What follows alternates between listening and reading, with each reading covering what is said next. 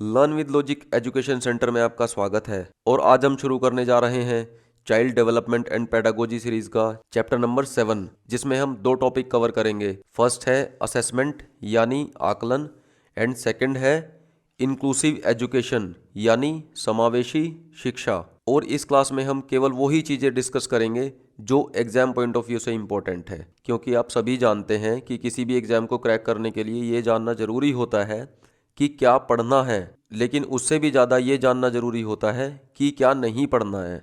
क्योंकि मार्केट में बहुत सारी बुक्स अवेलेबल हैं, ऑनलाइन एंड ऑफलाइन बहुत सारा कंटेंट अवेलेबल है, तो उस कंटेंट से वो चीज़ें चूज़ करना जो कि एग्ज़ाम पॉइंट ऑफ व्यू से बहुत ही ज़्यादा इंपॉर्टेंट है, ये आपकी रिस्पॉन्सिबिलिटी हो जाती है। और क्योंकि एग्ज़ाम आने ही वाला है तो इसलिए आपके पास वेस्ट करने के लिए बिल्कुल भी टाइम नहीं है।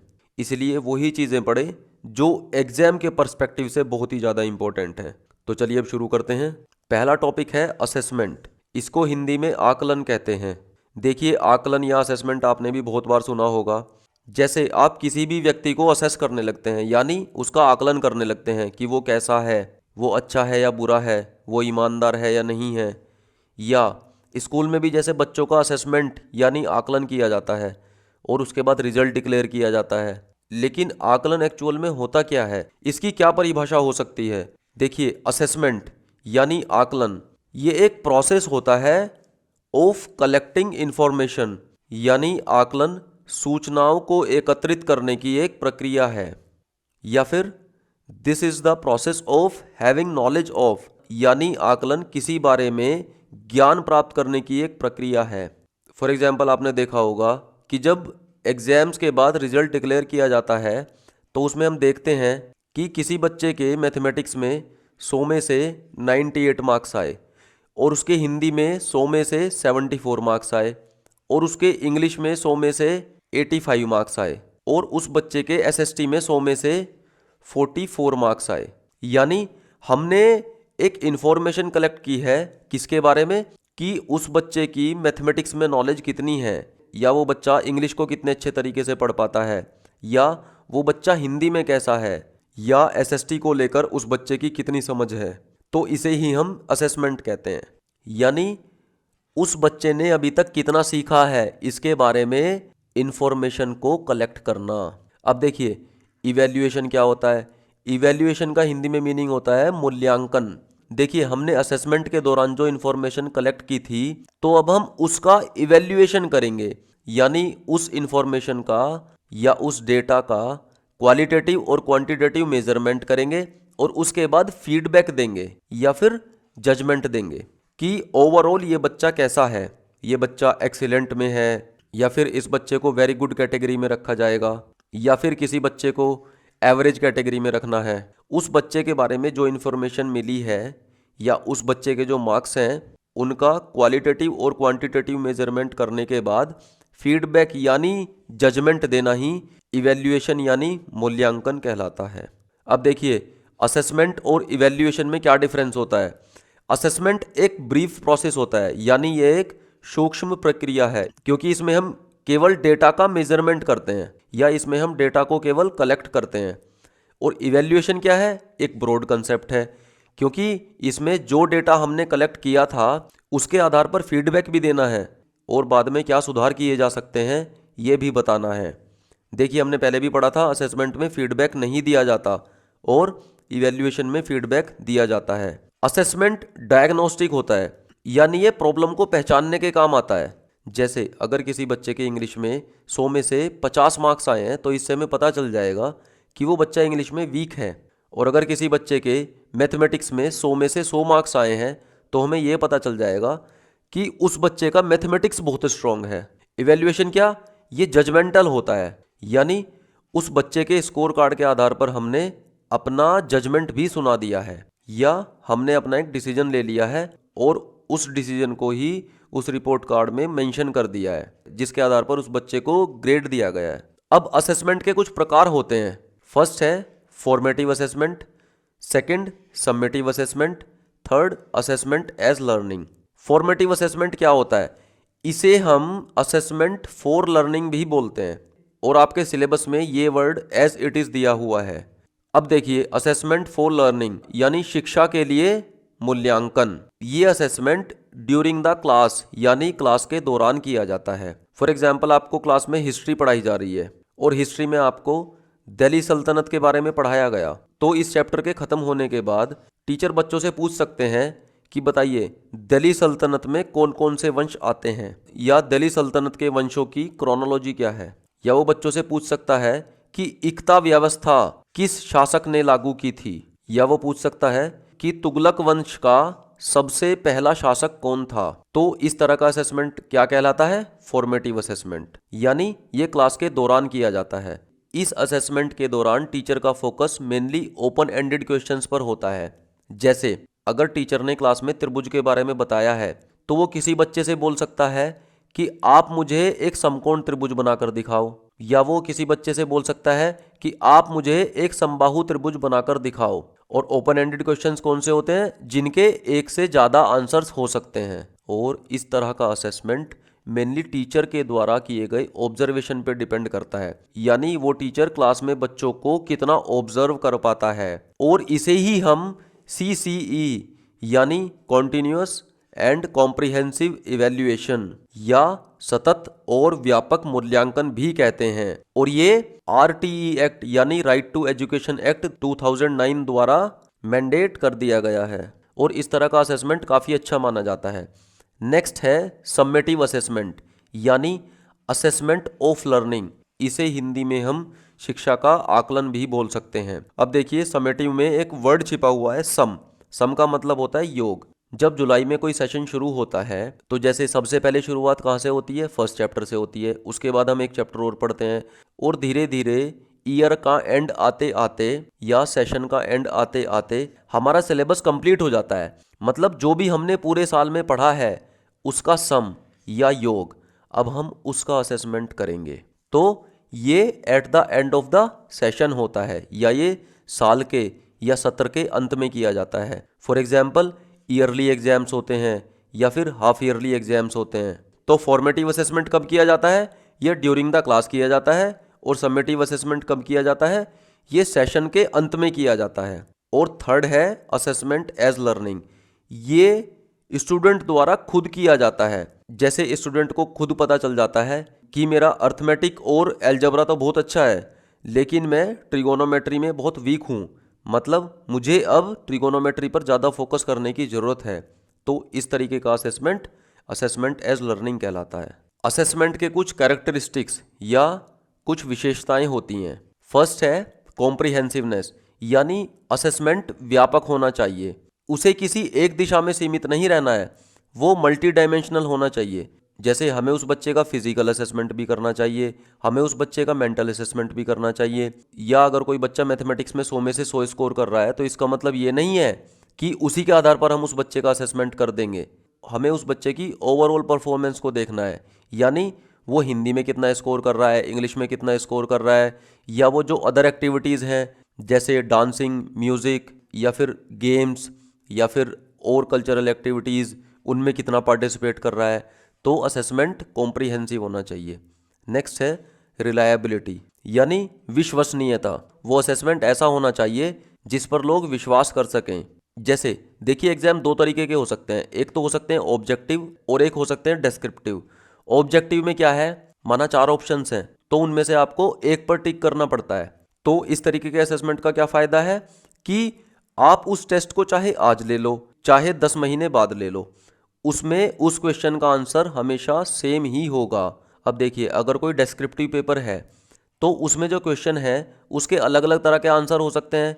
तो देखिए, इसका क्या प्रभाव पड़ता है, अगर कोई टीचर आज किसी कॉपी को चेक कर रहा है तो हो सकता है उस क्वेश्चन के वो आज 10 में से 8 मार्क्स दे दे, लेकिन अगर सेम क्वेश्चन वो टीचर 1 साल बाद चेक करे या सेम क्वेश्चन को ही कोई दूसरा टीचर चेक करे तो हो सकता है वो 10 में से 4 मार्क्स दे, या ये भी हो सकता है कि वो 10 में से 9 मार्क्स दे दे।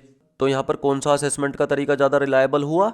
ऑब्जेक्टिव टेस्ट, क्योंकि चाहे कोई भी व्यक्ति उस पेपर को चेक कर रहा हो या वो टेस्ट किसी भी समय ले लिया जाए, उसमें उन क्वेश्चंस के आंसर्स हमेशा सेम ही रहेंगे।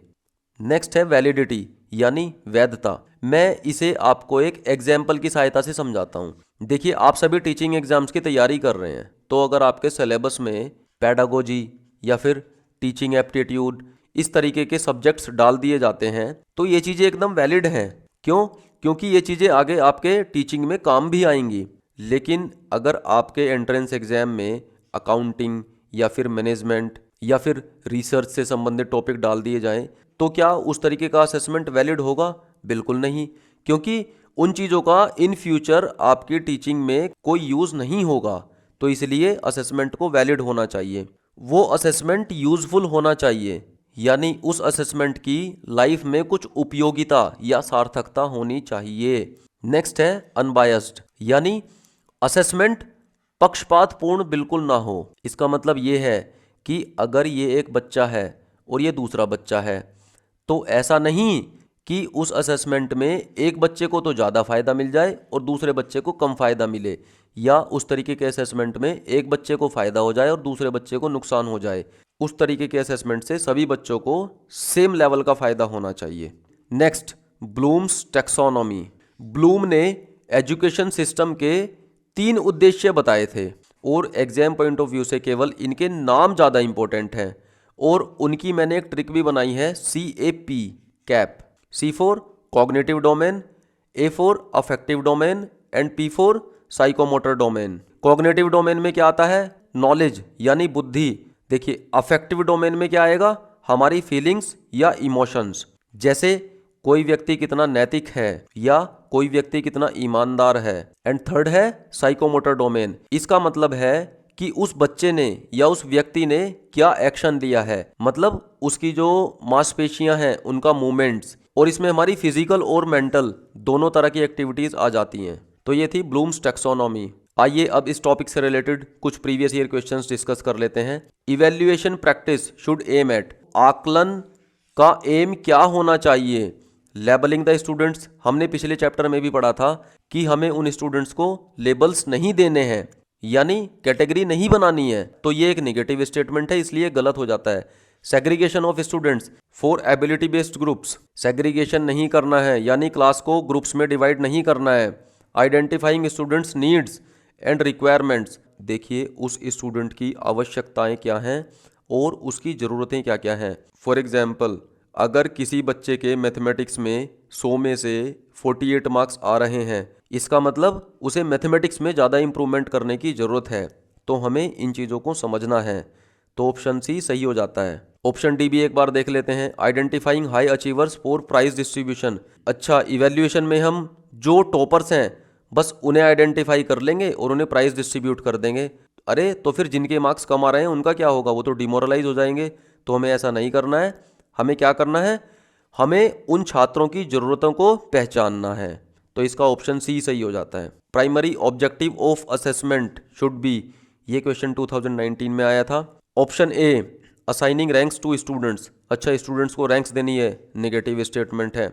मेकिंग पास और fail in the report cards, अच्छा किसी भी असेसमेंट का ऑब्जेक्टिव उस बच्चे को पास या फेल दिखाना होना चाहिए, बिल्कुल नेगेटिव स्टेटमेंट है।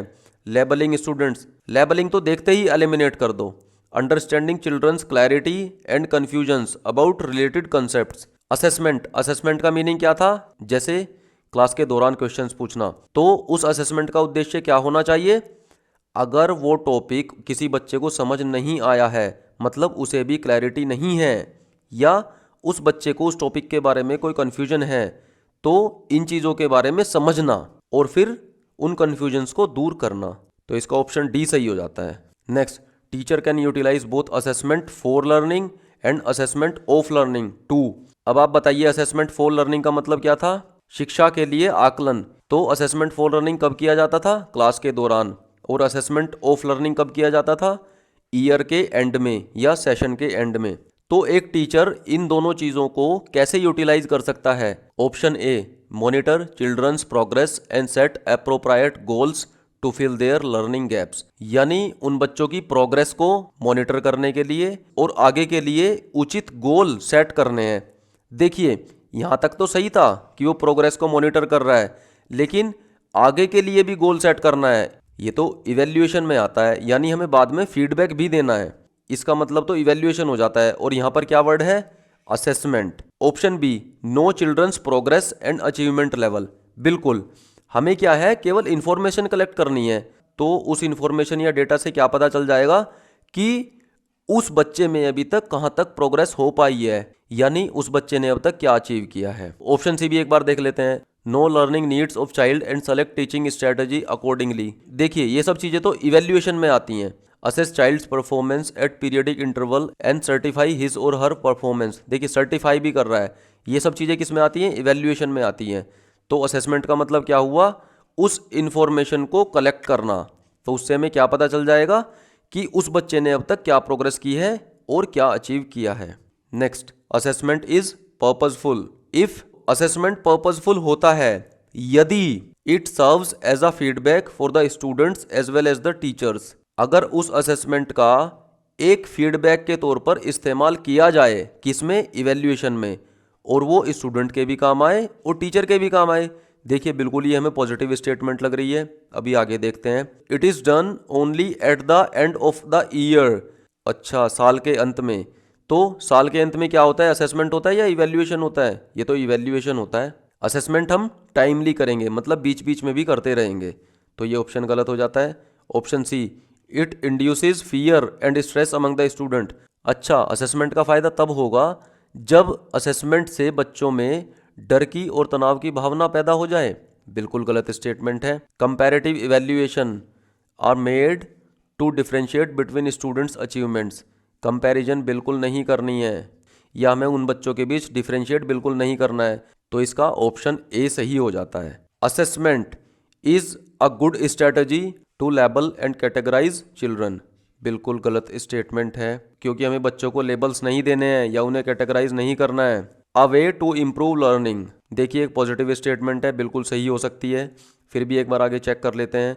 Should generate tensions and stress. अच्छा, असेसमेंट से टेंशन स्ट्रेस ये पैदा होना चाहिए, बिल्कुल गलत है। Should actively promote competitive spirit among students. Competition को प्रमोट नहीं करना है, तो इसका ऑप्शन बी सही हो जाता है। यानी असेसमेंट एक तरीका है लर्निंग को इम्प्रूव करने का, यानी शिक्षा को इम्प्रूव करने का। तो यहाँ पर हमारा फर्स्ट टॉपिक असेसमेंट यानी आकलन कंप्लीट होता है। आइए अब पढ़ते हैं नेक्स्ट टॉपिक, इंक्लूसिव एजुकेशन यानी समावेशी शिक्षा। इंक्लूसिव एजुकेशन का मीनिंग क्या होता है? देखिए इंक्लूसिव किस शब्द से बना है? इंक्लूजन से, या हिंदी में हम कह सकते हैं समावेशी किस शब्द से बना है? समावेश से। तो इंक्लूजन यानी समावेश, इसका मीनिंग क्या होता है? कि सभी बच्चों को इंक्लूड कर लेना, यानी जिसमें सभी बच्चों का समावेश हो जाए। तो इंक्लूसिव एजुकेशन की क्या परिभाषा हुई? Right to get education to all the children irrespective of any disadvantage या एबनॉर्मेलिटी। मतलब अगर कोई बच्चा सामान्य बच्चों से भिन्न है, चाहे वो सकारात्मक वे में हो और चाहे वो नकारात्मक वे में हो, तो उन सब चीज़ों का उस बच्चे की एजुकेशन पर प्रभाव नहीं पड़ना चाहिए और उन बच्चों को भी एजुकेशन मिलनी चाहिए, ये उनका अधिकार है।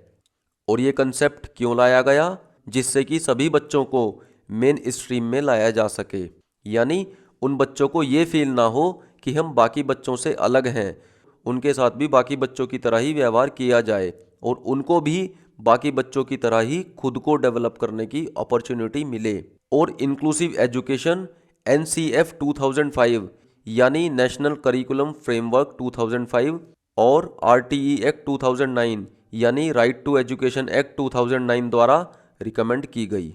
अब इंक्लूसिव एजुकेशन यानी समावेशी शिक्षा की क्या क्या विशेषताएं होती हैं? तो जैसा हमने परिभाषा में भी पढ़ा था, इसमें सभी स्टूडेंट्स को इंक्लूड किया जाता है, यानी अब कोई भी बच्चा ऐसा ना हो जिसे पढ़ने का अधिकार प्राप्त ना हो, जिसे पढ़ने का अवसर ना मिले। और इस एजुकेशन में स्पेशल एड्स की हेल्प ली जाती है, यानी विशेष तरह के इक्विपमेंट्स यूज़ किए जाते हैं। जैसे जो विजुअली इम्पेयर्ड चिल्ड्रन हैं, यानी जो दृष्टिबाधित छात्र हैं, उनके लिए ब्रेल विधि का प्रयोग करते हैं। या जो डीफ एंड डम स्टूडेंट्स हैं, यानी जिन्हें बोलने और सुनने में कठिनाई होती है, उनके लिए साइन लैंग्वेज का यूज़ करते हैं या फिर लिप रीडिंग का यूज़ करते हैं। और इस एजुकेशन में स्पेशल करिकुलम का यूज़ होता है, यानी एक विशेष प्रकार के पाठ्यक्रम का यूज़ किया जाता है जो कि उस बच्चे की प्रॉब्लम के अनुसार होता है। या हम कह सकते हैं कि इस तरह की एजुकेशन में किताबों के मुकाबले जो प्रैक्टिकल एजुकेशन है वो ज़्यादा उपयोगी होती है, जैसे हैंडीक्राफ्ट्स या प्रोजेक्ट्स मेकिंग। देखिए, जब इंक्लूसिव एजुकेशन है तो इसमें अलग अलग तरह के बच्चे होते हैं जिनको अलग अलग तरीके की परेशानियां होती हैं। तो इसी वजह से इस तरह की एजुकेशन में विशिष्ट अध्यापक भी यूज़ किए जाएंगे, यानी जो टीचर्स उस प्रॉब्लम से पीड़ित बच्चों को पढ़ाने के लिए सक्षम हों। और इंक्लूसिव एजुकेशन में स्पेशल टाइप के क्लासरूम्स भी डिज़ाइन किए जाते हैं। जैसे कोई फिजिकली हैंडीकैप्ड बच्चा है जो प्रॉपरली चल नहीं सकता, तो उसको व्हील चेयर से जाने के लिए जो एंट्रेंस होगा वहाँ पर सीढ़ियाँ नहीं होंगी, वहाँ रैंप बना होगा जिससे उसे व्हील चेयर से आने और जाने में आसानी हो। या क्लास में उसी तरीके का सिटिंग अरेंजमेंट किया जाता है जिससे उन बच्चों को पढ़ाई के दौरान परेशानियों का सामना ना करना पड़े। जैसे अगर कोई बच्चा विजुअली इम्पेयर्ड है यानी वो दृष्टिबाधित है, तो उस टाइप के बच्चों के लिए क्लासरूम में स्पेशल तरह की लाइट्स का यूज़ किया जाएगा। अब देखिए, अलग अलग तरह की परेशानियों से ग्रसित बच्चे वहाँ पर पढ़ रहे हैं, तो इसी वजह से समाधान भी अलग अलग तरह के होंगे। और जब अलग अलग तरह के समाधान होंगे तो ऑटोमेटिकली इस तरह की एजुकेशन कैसी हो जाती है, एक्सपेंसिव हो जाती है, यानी ज़्यादा खर्चीली हो जाती है। तो इंटीग्रेटेड एजुकेशन और इंक्लूसिव एजुकेशन में कौन ज़्यादा महंगी हुई? Inclusive education. और इंटीग्रेटेड एजुकेशन क्या होती है? इसका मतलब है एक ही क्लास में हर तरह के बच्चे पढ़ रहे हैं, चाहे उसको कोई परेशानी हो चाहे ना हो, चाहे वो ब्रिलियंट बच्चा हो चाहे वो कम ब्रिलियंट बच्चा हो, चाहे वो शारीरिक या मानसिक रूप से कमज़ोर बच्चा हो, वो सब बच्चे एक ही क्लास में पढ़ेंगे।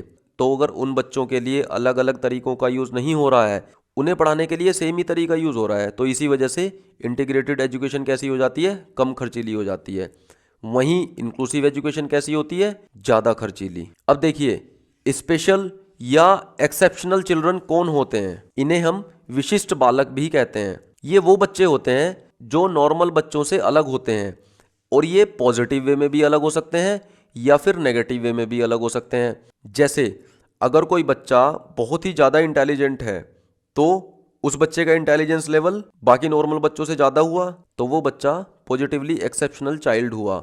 वहीं अगर कोई बच्चा फिजिकली हैंडीकैप्ड है या अगर कोई बच्चा विजुअली इम्पेयर्ड है यानी दृष्टिबाधित है, तो वो बच्चा नॉर्मल बच्चों से कमज़ोर हुआ, तो इसे हम निगेटिवली एक्सेप्शनल चाइल्ड कहेंगे। और ये एक्सेप्शनल चिल्ड्रन या स्पेशल चिल्ड्रन दो तरह से अलग हो सकते हैं, फिजिकली या फिर मेंटली। फिजिकली का मैंने उदाहरण दिया आपको, जैसे फिजिकली वीक होना या फिजिकली ज़्यादा स्ट्रोंग होना, जैसे कई बच्चे गेम्स में ज़्यादा स्ट्रोंग होते हैं। वहीं कोई बच्चा नॉर्मल बच्चों से ज़्यादा या कम मेंटली स्ट्रोंग भी हो सकता है। अब देखिए, जो अभी हम फिजिकल डिसेबिलिटी की बात कर रहे थे, यानी जो बच्चे शारीरिक रूप से कमज़ोर हैं, उनके लिए right of persons with डिसएबिलिटीज act 2016 में एक वर्ड यूज किया गया है जो है स्टूडेंट्स विद फिजिकल डिसएबिलिटी, और ये प्रीवियस ईयर में आया भी हुआ है। अब देखिए, जैसे मैंने ऊपर बताया था, ये बच्चे सकारात्मक रूप से भी विशिष्ट हो सकते हैं या फिर नकारात्मक रूप से भी विशिष्ट हो सकते हैं। अब स्पेशल या एक्सेप्शनल चिल्ड्रन के कुछ टाइप्स होते हैं, यानी विशिष्ट या असाधारण बच्चों के कुछ प्रकार होते हैं, जिनमें सबसे पहले है क्रिएटिव चिल्ड्रन। ये वो बच्चे होते हैं जिनकी एक डाइवर्जेंट थिंकिंग होती है, यानी अगर वो बच्चे किसी प्रॉब्लम को सोल्व कर रहे हैं तो वो उसे मल्टी डायमेंशनल वे में सोचते हैं, यानी उनके दिमाग में ऑटोमेटिकली उस प्रॉब्लम को सोल्व करने के बहुत सारे तरीके आ जाते हैं। जैसे आपने कई बार देखा होगा कि अगर क्लास में कोई टीचर मैथमेटिक्स पढ़ा रहे हैं तो कई बार कोई बच्चा ऐसा होता है, वो ये बोलता है कि सर आपने ये क्वेश्चन ऐसे कराया था, लेकिन ये क्वेश्चन दूसरे तरीके से भी हो सकता है और मैंने इसे दूसरे तरीके से सोल्व किया है। तो इस तरह के बच्चों को क्रिएटिव चिल्ड्रन यानी सृजनात्मक बच्चे कहा जाता है। नेक्स्ट होते हैं गिफ्टेड चिल्ड्रन यानी प्रतिभाशाली बच्चे। ये वो बच्चे होते हैं जिनका IQ 120 से ज़्यादा होता है, और ये जरूरी नहीं है कि ये पढ़ाई में ही गिफ्टेड होंगे, यानी ये केवल पढ़ाई में ही प्रतिभाशाली होंगे। अब देखिए, जैसे विराट कोहली है, वो शायद पढ़ाई में इतना अच्छा ना रहा हो लेकिन वो गेम्स में बहुत अच्छा था। तो ये बच्चे गेम्स में या फिर सोशली या फिर डिबेट्स में या फिर बुद्धि के आधार पर या फिर साइकोलॉजी के आधार पर नॉर्मल बच्चों से काफ़ी ऊपर होते हैं। अब देखिए, ये सब तो इनकी पॉजिटिव बातें हुई, लेकिन इनके कुछ नकारात्मक पक्ष भी होते हैं। जैसे अगर कोई गिफ्टेड बच्चा है तो कई बार आपने देखा होगा कि वो बच्चा पहले से ही सारे क्वेश्चंस को करके बैठ जाता है, वो होमवर्क भी टाइम से कर लेता है। तो कई बार क्या होता है, वो बच्चा और दूसरे बच्चों के साथ कोऑर्डिनेट नहीं कर पाता। अगर टीचर क्लास में पढ़ा रहे हैं तो कई बार होगा कि वो बच्चे पढ़ाई पे ज़्यादा ध्यान नहीं देंगे। क्यों? क्योंकि वो उस क्लास में बोर फील करने लगते हैं। तो इस तरह से उन बच्चों की कुछ कमियां भी होती हैं। नेक्स्ट है इंटेलेक्चुअली चैलेंज्ड चिल्ड्रन, यानी मानसिक रूप से मंदबुद्धि बच्चे। ये वो बच्चे होते हैं जिनका आईक्यू लेवल 70 से कम होता है। नेक्स्ट होते हैं फिजिकली चैलेंज्ड चिल्ड्रन, यानी शारीरिक रूप से विकलांग बच्चे। इसमें शायद मुझे कुछ बताने की जरूरत नहीं है, मैं पहले भी बता चुका हूँ। नेक्स्ट होते हैं हाइपर एक्टिव बच्चे। ये बच्चे बहुत ही ज़्यादा एक्टिव होते हैं, इन्हें हर टाइम कुछ ना कुछ करने को चाहिए। जैसे आपने देखा होगा कि कुछ बच्चे ऐसे होते हैं कि अगर उनके लिए कोई खिलौना आ जाए तो वो 10-15 मिनट में ही उस खिलौने को खोल देते हैं। क्यों? क्योंकि वो जानना चाहते हैं कि उस खिलौने में अंदर क्या है। मतलब उनके दिमाग में हर टाइम कुछ ना कुछ चलता रहता है। या जैसे कुछ बच्चे दीवारों पर ही लिख देते हैं, या जैसे अगर घर के सभी लोग एक जगह बैठे हुए बातें कर रहे हैं तो वहीं जो हाइपर एक्टिव बच्चा होगा या तो वो उन्हीं में ज़्यादा बोलेगा और ज़्यादा एक्टिव रहेगा, या फिर ऐसा भी हो सकता है कि वो बच्चा चुपचाप वहाँ से निकल के दूसरे कमरे में जाके जो उसने काम सोचा हुआ था उसे करने लगे कि अब तो यहाँ कोई नहीं आएगा, अब मैं ये काम कर लेता हूँ। नेक्स्ट होते हैं प्रॉब्लमेटिक चिल्ड्रन, यानी जो बच्चे प्रॉब्लम्स या समस्याएं उत्पन्न करते हैं। जैसे आपने क्लास में देखा होगा कि पीछे बैठे हुए कुछ बच्चे क्लास में हमेशा बोलते रहते हैं, तो उससे टीचर को भी पढ़ाने में परेशानी होती है और बाकी बच्चों को भी पढ़ने में परेशानी होती है। तो इस तरह के बच्चों को प्रॉब्लमेटिक चिल्ड्रन कहते हैं। नेक्स्ट होते हैं डिलिंक्वेंट चिल्ड्रन, यानी अपराधी बच्चे। जैसे आपने कई बार देखा होगा कि कुछ बच्चे किसी दूसरे बच्चे की कॉपी चुरा लेते हैं या उनका पेन चुरा लेते हैं, तो इस तरह के बच्चों को अपराधी बच्चे कहा जाता है। नेक्स्ट होते हैं डिसएडवांटेज चिल्ड्रन, यानी वंचित बच्चे। ये वो बच्चे होते हैं जिन्हें जनरली वो सुख सुविधाएं नहीं मिल पाती जो आम बच्चों को मिल जाती हैं। जैसे ये गरीबी के कारण उन सुविधाओं से वंचित रह जाते हैं, या इनमें वे बच्चे आते हैं जो किसी ऐसे क्षेत्र में पैदा हुए जहां पर विकास नहीं हो पाया है। नेक्स्ट है लर्निंग डिसेबल्ड चिल्ड्रन। देखिए इसमें वो बच्चे आते हैं जिनकी लर्निंग यानी सीखने की क्षमता इतनी अच्छी नहीं होती जितनी कि दूसरे बच्चों की होती है। और इसके काफ़ी टाइप्स भी होते हैं जिन्हें हम नेक्स्ट स्लाइड में पढ़ेंगे। मैंने यहाँ पर कुछ तरह की लर्निंग डिसएबिलिटीज़ यानी सीखने से संबंधित कुछ कमियाँ होती हैं वो मैंने यहाँ डिस्कस की हैं। सबसे पहले है डिसलेक्सिया। डिसलेक्सिया एक रीडिंग डिसऑर्डर होता है। जैसे अगर यहाँ पर डी लिखा हुआ है तो वो बच्चा इसे डी ना पढ़ के बी पढ़ता है या बी को डी पढ़ता है। या इसका एक और एग्जाम्पल है कि अगर यहाँ पर 100 लिखा हुआ है तो बच्चा इसे 100 नहीं पढ़ पाता, वो इसे वॉज पढ़ता है यानी उल्टा पढ़ता है। तो इस तरह के डिसऑर्डर को हम डिसलेक्सिया कहते हैं।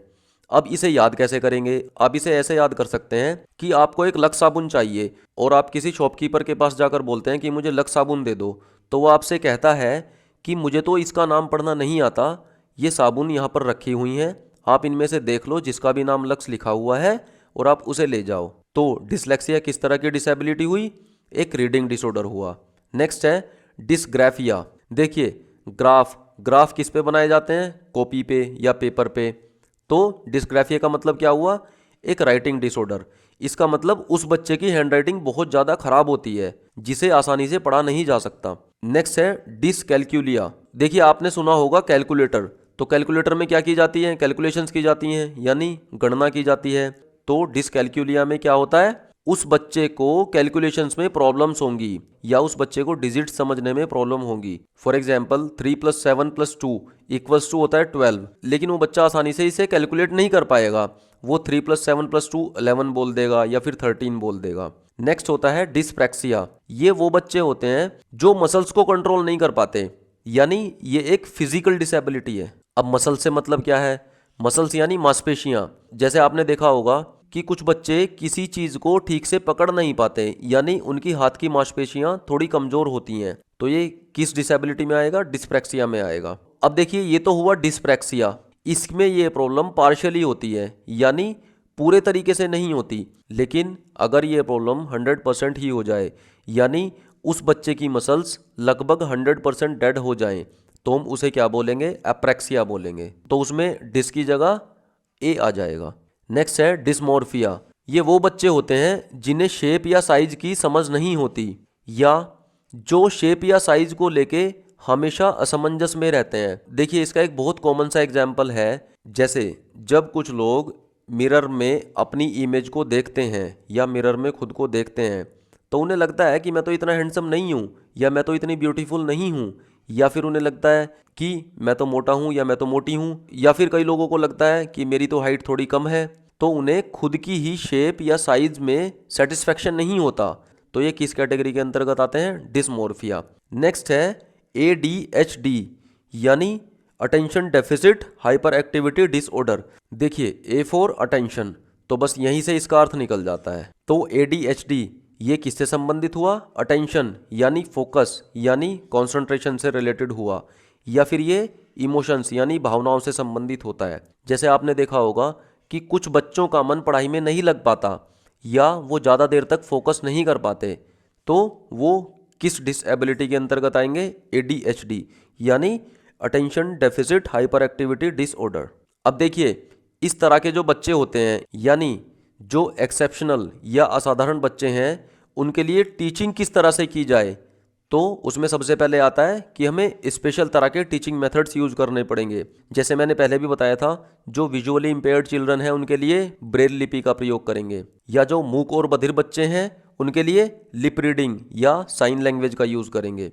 और इनके लिए स्पेशल टीचर्स की आवश्यकता होती है, यानी जिस बच्चे को जो प्रॉब्लम है तो उस प्रॉब्लम को टैकल करने के लिए उस प्रॉब्लम के स्पेशलिस्ट टीचर्स की जरूरत पड़ती है। और इन बच्चों के लिए एक विशिष्ट तरह का करिकुलम यानी पाठ्यक्रम डिजाइन किया जाता है। जैसे इन बच्चों की पढ़ाई के लिए किताबी ज्ञान से ज़्यादा प्रैक्टिकल नॉलेज पर फोकस किया जाता है, जैसे हैंडीक्राफ्ट वगैरह या फिर वर्किंग मॉडल बनाना। इन बच्चों को पढ़ाने का एक और बहुत अच्छा तरीका हो सकता है कि उनके पेरेंट्स को ट्रेनिंग दे दी जाए, क्योंकि अब वो बच्चा स्कूल में सारा दिन तो रह नहीं सकता है। स्कूल में वो 5-6 घंटे रह लेगा, बाकी टाइम तो वो अपने घर ही रहेगा ना। तो अगर उस बच्चे के पेरेंट्स या उसके आसपास के लोगों को इस तरह की ट्रेनिंग दे दी जाए, या उन्हें इस तरह की एजुकेशन दी जाए कि इस तरह के जो बच्चे हैं आप उन्हें पढ़ाई से वंचित ना रखें, आप उन्हें स्कूल भेजें और उनमें एक अवेयरनेस फैलाई जाए, तो इससे इंक्लूसिव एजुकेशन को प्रमोट करने में आसानी हो जाएगी। तो अब इंक्लूसिव एजुकेशन यानी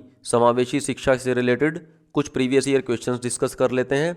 according to rights of person with disabilities act 2016, which of the following term is appropriate to use? Option A retarded children, option B handicapped, option C student with crippled body, and option D students with physical disability.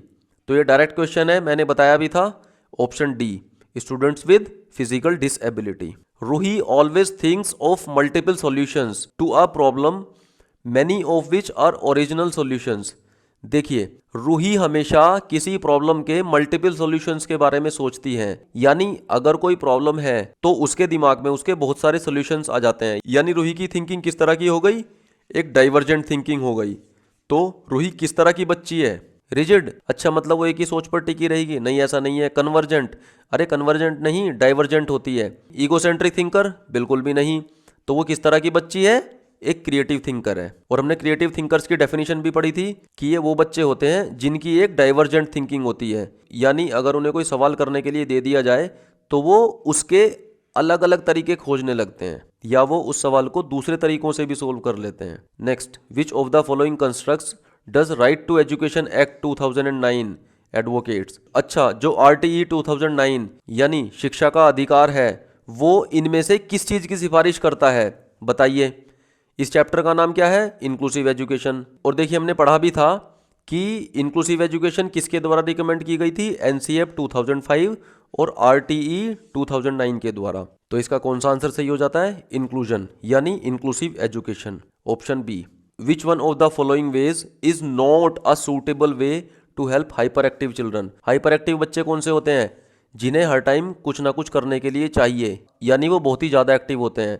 तो इनमें से कौन सा तरीका hyper active बच्चों की help करने के लिए उचित नहीं है? ये देखिए नोट, आपको इस तरह के क्वेश्चंस में ट्रैप नहीं होना है, इनको आपको ध्यान से पढ़ना है। Offering alternative ways of learning, बताइए क्या ये तरीका हो सकता है? बिल्कुल हो सकता है। क्यों? क्योंकि अगर वो बच्चे एक तरीके से नहीं पढ़ पा रहे हैं तो हम उन्हें पढ़ने का कोई दूसरा तरीका सिखाएंगे। ठीक है। Breaking up a task into small manageable segments, यानी अगर उन बच्चों को कोई बड़ा टास्क दिया गया है तो क्योंकि वो बच्चे हाइपर एक्टिव हैं तो वो ज़्यादा टाइम तक उस टास्क पर फोकस नहीं कर पाएंगे। क्यों?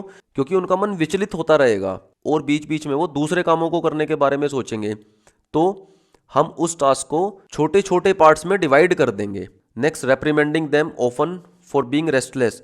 अच्छा, उन बच्चों को डांटना है। देखिए, डांटना तो एक नकारात्मक शब्द है।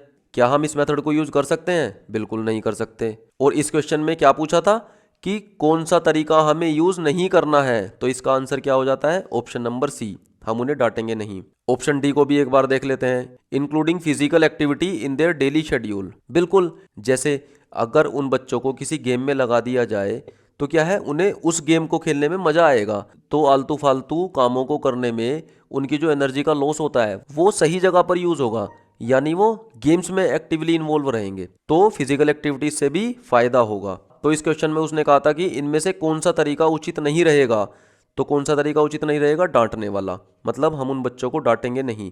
तो इसका ऑप्शन सी सही हो जाता है। A child with normal intelligence shows difficulty in reading and comprehending language, यानी उस बच्चे को किस चीज में प्रॉब्लम हो रही है? रीडिंग में और कॉम्प्रीहेंशन में, यानी पढ़ने में और उस चीज को समझने में। तो इट इंडिकेट्स दैट, बताइए ये किस डिसेबिलिटी के सिम्टम्स बता रहा है? Reading disorder. मैंने क्या बताया था कि एक साबुन थी, कौन सी साबुन थी? लक्स साबुन थी, और जो शॉपकीपर था वो उस नाम को पढ़ नहीं पा रहा था, तो उसने आपसे क्या बोला था कि मैं आपको ये बहुत सारी साबुन दे रहा हूं और इसमें से पढ़ के जिस पर भी लक्स लिखा हुआ है उस साबुन को आप ले लो। तो रीडिंग डिसऑर्डर मतलब डिसलेक्सिया, ऑप्शन बी। तो इसी के साथ हमारा ये टॉपिक इंक्लूसिव एजुकेशन यानी समावेशी शिक्षा खत्म होता है। और अब यहाँ तक मैं सीडीपी का ऑलमोस्ट 80% सिलेबस कंप्लीट करा चुका हूँ और शायद अगली 1 या 2 वीडियो में मैं सीडीपी को कंप्लीट कर दूंगा, क्योंकि आपका एग्जाम आने ही वाला है। तो इस टाइम पे फुल फोकस के साथ और डेडिकेशन के साथ तैयारी करते रहिए और मेरी आने वाली वीडियोस की रेगुलर अपडेट्स के लिए इस चैनल को सब्सक्राइब कर लेना। ओके, फिर मिलते हैं नेक्स्ट क्लास में। तब तक पढ़ते रहिए, मस्त रहिए, बिंदास रहिए।